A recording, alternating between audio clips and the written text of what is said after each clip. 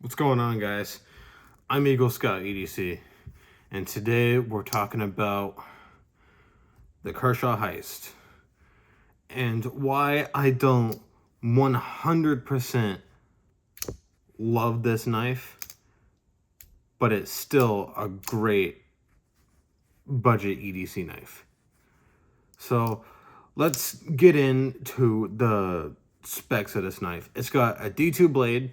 I think I don't know if it's a hollow grind or partial flat.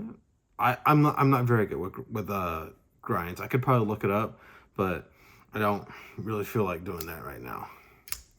It's got really that's my fault. Really nice thumb stud action. Thumb studs are a perfect distance away, so you get your thumb underneath that and it just launches out. Really nice. On phosphor bronze washers, so nice and smooth and not gonna have to worry about dust. The pocket clip on this is one of the best pocket clips I think I have ever had on a knife. Even knives that are twice as expensive as this. The scales could be a better material, like something like G10. I think these are I think they're similar to the material that Benchmade uses, like FRN. I can't quite remember, but I don't think it's G10. It doesn't feel like G10. But nice and grippy, good for doing lots of work, especially out in the heat, because my hands sweat, and this material makes, or the grippiness of this material makes it really nice to hold on to. It won't slip out of my hands.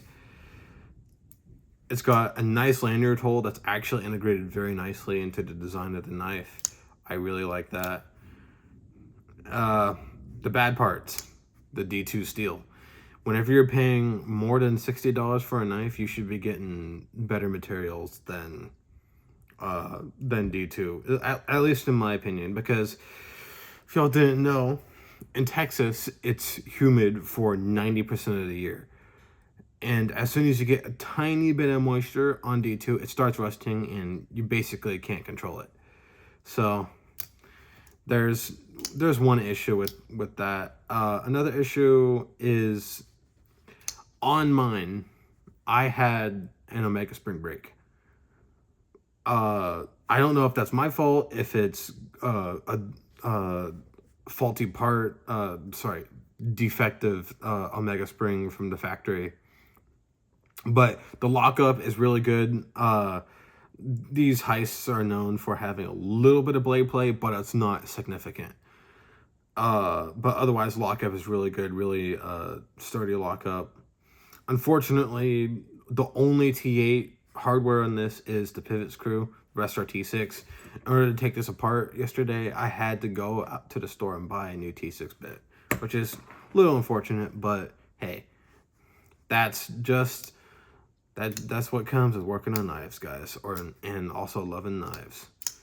So yeah, there's goods and bads. Another good thing is nested steel liners. That's really nice, especially on a knife this price.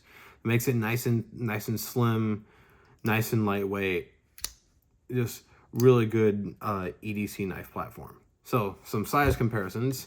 I have another crossbar locking knife here, the SOG Terminus XR. To be honest with you guys, I like this more than I do the Kershaw Heist. It's just, the lock is easier to get to. It's on bearings, so it's smoother.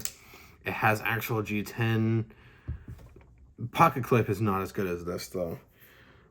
So there's the SOG Terminus XR. I'll do that so y'all can actually see it.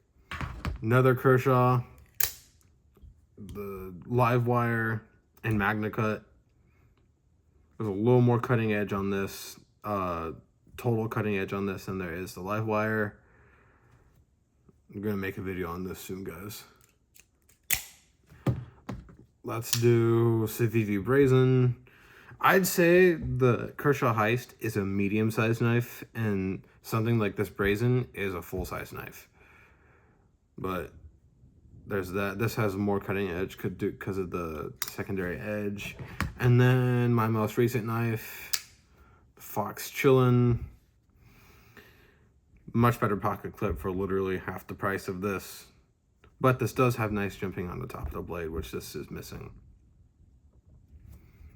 So,